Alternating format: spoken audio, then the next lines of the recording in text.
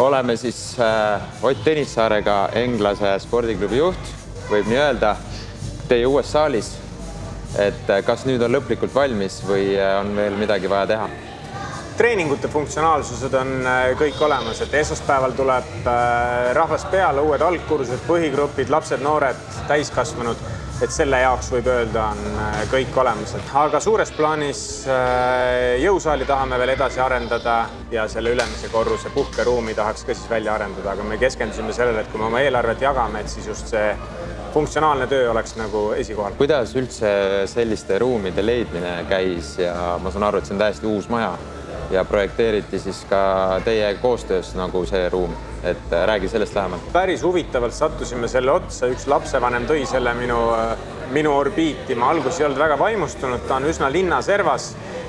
See on asi, millest pärast tuleb välja. Ma eksisin, kui me analüüsisime Tartu linnaliini busside võrgustiku läbi. Et juhtumisi keegi arendas, keegi tundis kedagi. Arendus oli selles etapis, juhtumisi see ruum oli veel vaba ja mis on hästi oluline tegur. Juhtumisi selle asja omanik on see, kes ta on, mis tähendas, et kui me oleks sattunud hoopis teistsuguse iseloomu, arusaamise, maailmavaatega inimese otsa, võib-olla me oleks selle tulemusega siit välja tulnud. Et see koostöö on sujunud üli hästi, meil on tehtud väga palju vastutulekuid ja nad on aidanud ise kaasa mõelda, et mida me siin tahame teha. See on 5. saal 7 aasta jooksul. Ma tahaks loota, et see on viimane saal, mida ma oma elus ehitama pean ja kui me neid mõõtmeid vaatame, siis tegelikult praegu oli sportlaste sparripäev. 40 inimest oli sparrimas.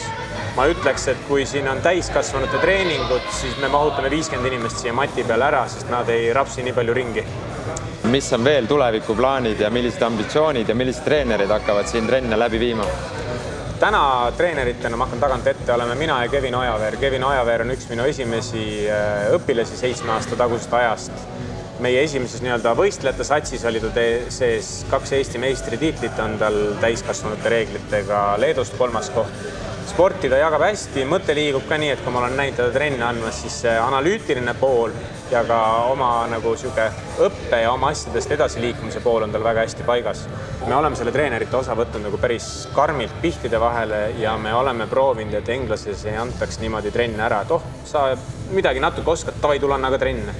Et see, kes saab treeneriks, see, kuidas saab treeneriks ja see, mis vastutuse ta võtab, et see on me ei leia nii palju inimesi, aga need, keda me leiame, need siis ka võtavad teatava kohustuse, et see sisuline kvaliteet oleks üleval.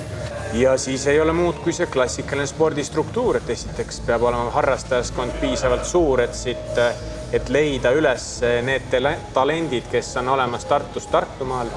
Teiseks tuleb suuta luua selline keskkond, kus nad kas areneda saavad, ehk siis oleks neid teotahtelisi nõrgemaid, teotahtelisi sama tugevaid, teotahtelisi tugevamaid.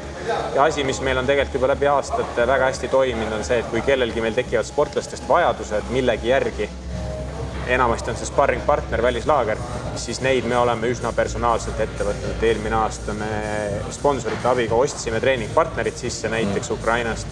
Me oleme käinud ise välislaagrites ja see ongi niimoodi, et kui tuleb mõni sportlane a la Ronnil, ma näen, et tekib mingi vajadus, siis treeningplaan vastavalt selle järgi läheb. Harrastajate osas ma arvan, et selline harrastuskeskkonna loomine on see suur ülesanne, et need on inimesed, kes tahavad meeldivat enesetunnet, mingisugust vaheldust, et kui sa tahad ühe füüsilise tegevuse juures olla, siis me ei saa neile läheneda nagu sportlastele, et tulevad, nad on nõus higistama, pingutama, see on rõõm, see ei ole päris see rõõm, et nad on nõus pingutama, aga see peab olema see vahetu, iga trenni järgne positiivne emotsioon peab olema suurem.